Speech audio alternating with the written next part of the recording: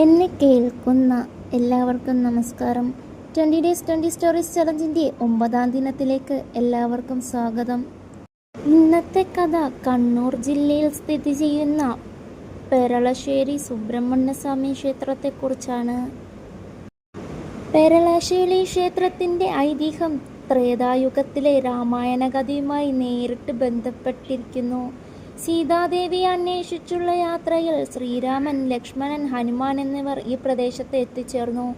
അവിടെ എത്തിയപ്പോൾ ശ്രീരാമന് ആ സ്ഥലത്ത് സുബ്രഹ്മണ്യസ്വാമിയുടെ സാന്നിധ്യം അനുഭവപ്പെടുകയും അവിടെ ഒരു വിഗ്രഹം പ്രതിഷ്ഠിക്കാൻ അദ്ദേഹം ആഗ്രഹിക്കുകയും ചെയ്തു.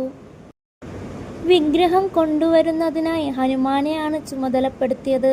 എന്നാൽ പ്രതിഷ്ഠാ മുഹൂർത്തമായിട്ടും ഹനുമാൻ എത്തിച്ചേർന്നില്ല.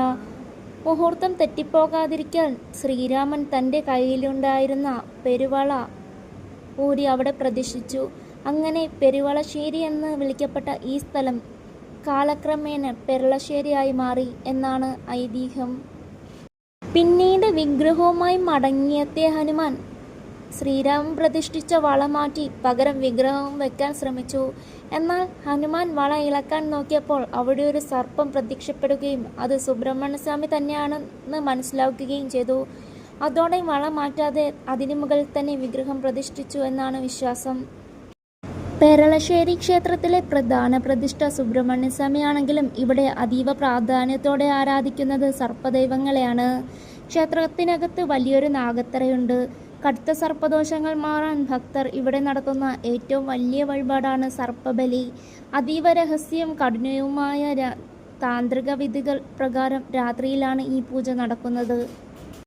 ഇതുകൂടാതെ ഭഗവാന് ഏറ്റവും പ്രിയപ്പെട്ട വഴിപാടാണ് മുട്ടയൊപ്പിക്കൽ. നാഗങ്ങൾക്ക് മുട്ടയും പാലും സമർപ്പിക്കുന്ന വിചിത്രമായ ഒരു ആചാരമാണിത്. ജാതിമത ഭേദമന്യേ നൂറുകണക്കിന് ആളുകളാണ് ദിവസവും ഈ വഴിപാട് കഴിക്കാൻ ഇവിടെ എത്തുന്നത്. ഇവിടെ പ്രാർത്ഥിച്ചാൽ മാറാരോഗങ്ങൾ വരെ മാറുമെന്നാണ് ഭക്തരുടെ വിശ്വാസം. പെരളശ്ശേരിയെ ലോകപ്രശസ്തമാക്കുന്നത് ഇവിടുത്തെ മനോഹരമായ ക്ഷേത്രക്കുളമാണ്. വെട്ടുകല്ലിൽ കൊത്തിയെടുത്ത നൂറുകണക്കിന് പടവുകളുള്ള ഈ കുളം വടക്കേ ഇന്ത്യയിലെ ബാവോരി മാതൃകയിലാണ് നിർമ്മിച്ചിരിക്കുന്നത്. കാവേരി സംക്രമ ദിവസങ്ങളിൽ കാവേരി നദിയിലെ ജലം ഈ കുളത്തിൽ എത്തിച്ചേരുമെന്നാണ് ഭക്തരുടെ വിശ്വാസം.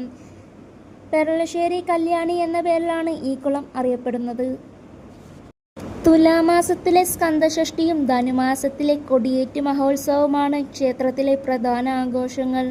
പ്രകൃതി ഭംഗിയും ആത്മീയതയും ഒത്തുചേരുന്ന പെരളശ്ശേരി വടക്കൻ മലബാറിൻ്റെ സാംസ്കാരിക പൈതൃകത്തിൻ്റെ ഒരു വലിയ അടയാളം കൂടിയാണ്. പെരളശ്ശേരി ക്ഷേത്രത്തിൻ്റെ ഈ കഥ നിങ്ങൾക്ക് ഇഷ്ടമായെന്ന് കരുതുന്നു. നിങ്ങളുടെ അഭിപ്രായങ്ങൾ കമൻറ്റ് ചെയ്യുമല്ലോ. 20 ഡേയ്സ് 20 സ്റ്റോറീസ് ചലഞ്ചിൻ്റെ 10ാം ദിനമായ നാളെ മറ്റൊരു കഥയുമായി നമുക്ക് വീണ്ടും കാണാം.